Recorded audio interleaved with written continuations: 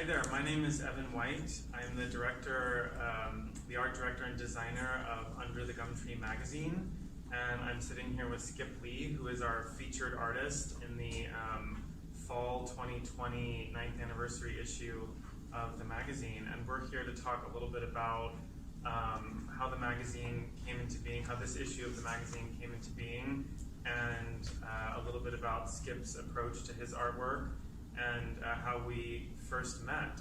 So if you're okay with it, Skip, I'll give a little bit of background. Please do, let's go for it. Great. So Under the Gumtree magazine is a quarterly literary nonfiction and visual art magazine. So it comes out in January, April, July, and October. And in each issue we have a cover artist and a photographer. And I think it was very late last year, or maybe earlier in 2020,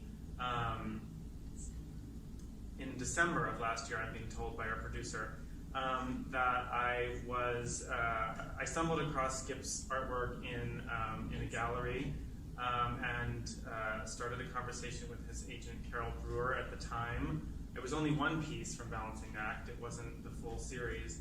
And after that, we set up a meeting. I brought some back issues of Under the Gumtree so that Skip and Carol could see how we use the cover art, meaning Skip has a piece on the cover and then space throughout the magazine in between each of the stories.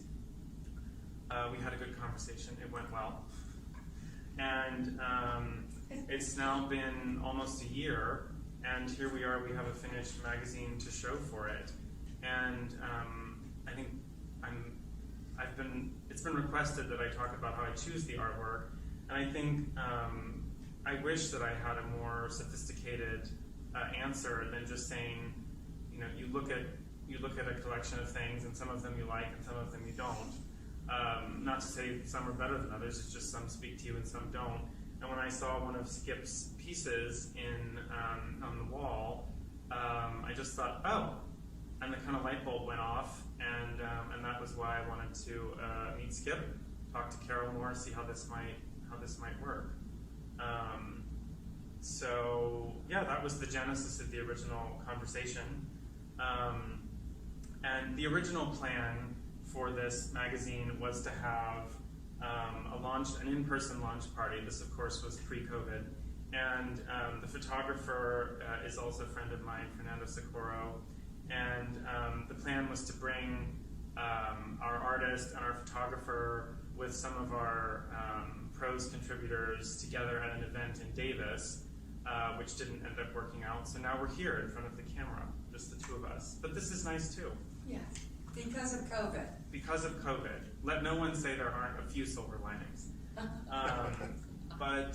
Yeah, and so then I would say, I suppose at this point, because I'm sure people may want to hear from Skip more than they want to hear from me, that when we first met, I was delighted to learn that the piece of artwork that I liked wasn't just a standalone, that it was part of a series. Because that's typically how I approach collecting art for each magazine. I don't need the artwork to look identical throughout, certainly, but even if the colors and tones are different, if there's a way to select artwork that feels as though it's of a kind, and that it has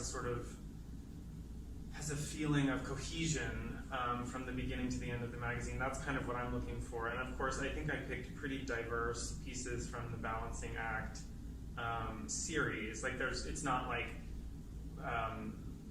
the color palette from the cover is carried through to the end of the magazine. There's a lot of diversity in the artwork that I chose, and that's one of the fun parts for me, to have a body of work to pull from that looks like a cohesive series, but that also has a lot of diversity within it. And so I think it was a great pleasure to get to work with the Balancing Act series. Well, you caught it at the right time, because Balancing Act is exactly all those things.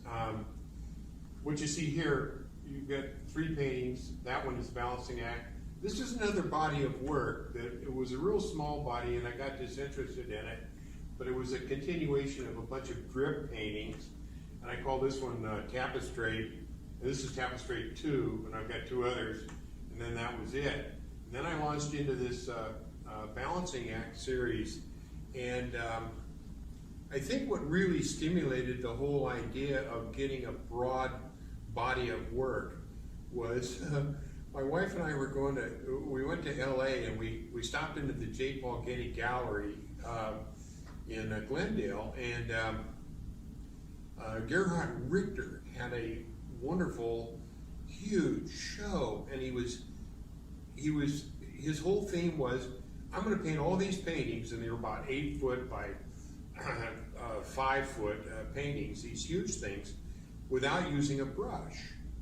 And so I was thinking, why not? I mean, this really looks cool. These paintings were done with a squeegee, and he would just apply paint to the squeegee, and he'd just slather it all over the canvas and everything, not with a whole lot of texture. Now, I've been using a lot of texture on my paintings, and this is a balancing act, part of the balancing act series, and this one is the only one that has texture. All the rest of them, I determined that, okay, I've been using a lot of texture in these paintings, and I've been using drips. I was doing splatter paintings, a whole series of splatter paintings, and they were working out really well.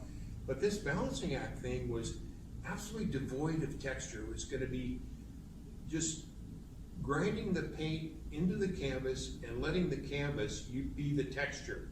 And that's what you see in each one of these paintings. These balancing act paintings is a very refined look, a very geometric, and the lines have got to be perfect, they've got to be straight, and I went through a whole lot of masking tape, just tons of masking tape, that green stuff, frog tape. To great effect. Oh, yeah, no kidding.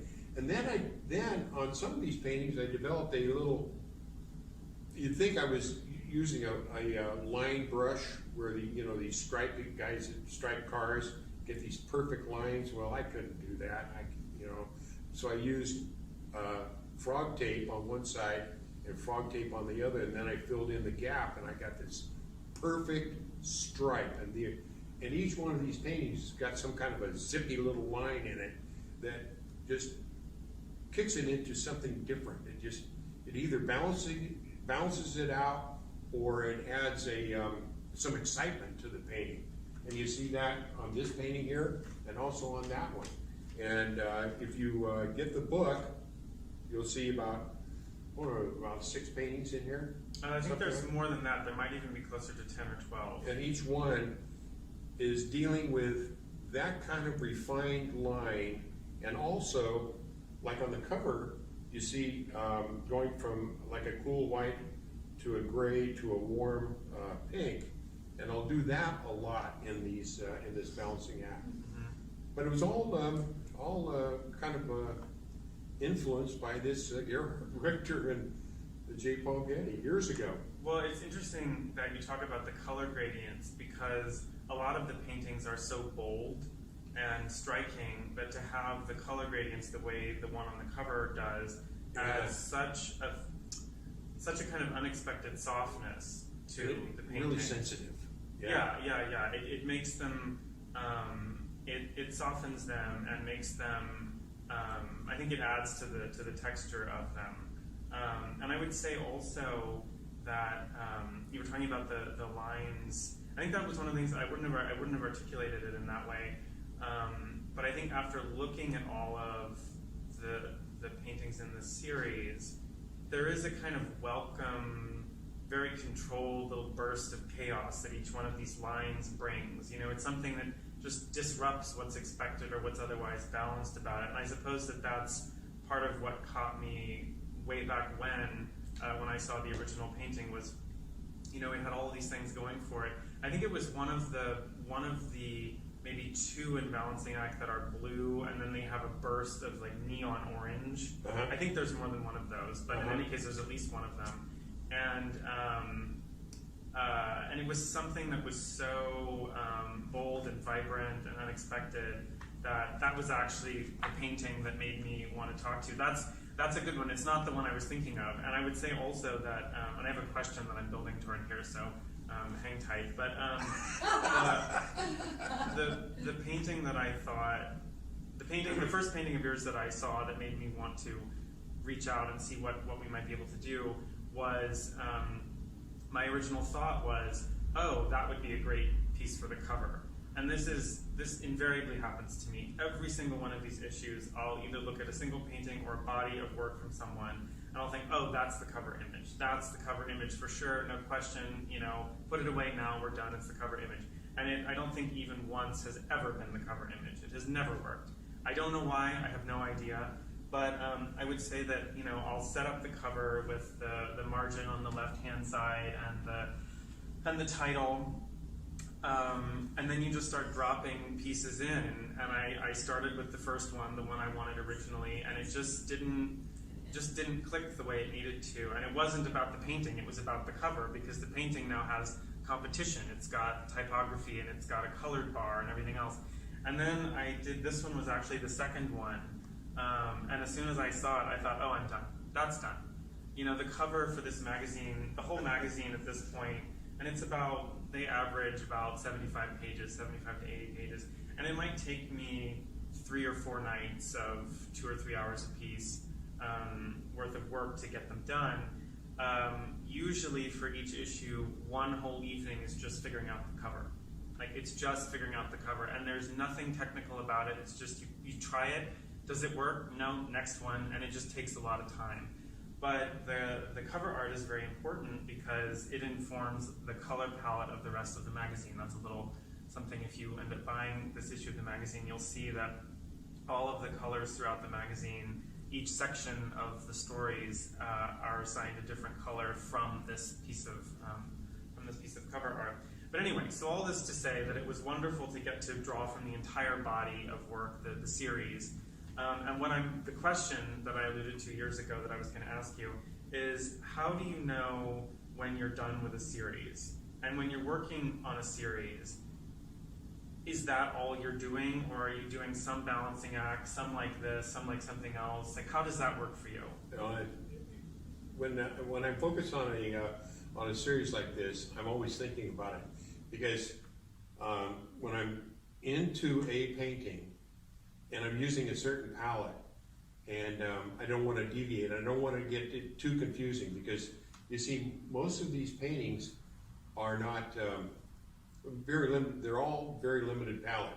But then along the way, I'll say, I wonder if I can, change the design a little bit, and I've gone with greens and oranges on this painting here. What if I went on blues and yellows?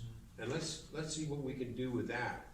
And it's just, you're doing one painting, and then you're thinking about the next one. Mm-hmm. And it just continues like that until I just run out of ideas, And then it's on to the next stylistically distinct series. It might, I might just kind of relax and take a week off or a few days off and not recharge, and not paint and recharge, mm-hmm.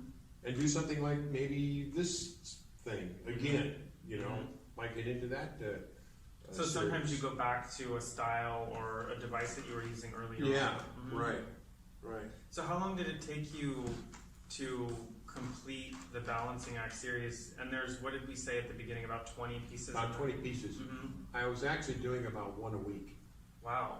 So not a very long period of time. Wow. I was really buried down. Mm-hmm. And they're all the same size. Mm-hmm. So if you want a 4-foot by 5-foot painting, you got it here. Mm-hmm. And hey, I really appreciate you doing this for me. I mean, this is terrific. This magazine is, and Carol. Beautiful magazine. It's a great magazine. And Evan's lovely. Yeah. He's a treasure. He's a treasure. I'm going to have a lot of fun with this. Good. I'm so glad. Yeah. Did we cover everything we were supposed to? I mean, I feel like we could keep talking. I know you could. Let's see. At this point, is anyone left? Is anyone still at home? Is anybody still at home? Well, I mean, I would. Anybody still awake? Yeah. I would reiterate. I mean, it really was a pleasure. It has been and was a pleasure to work with your artwork in particular, but also to be able to work directly with the artist himself, which isn't typically how I do this.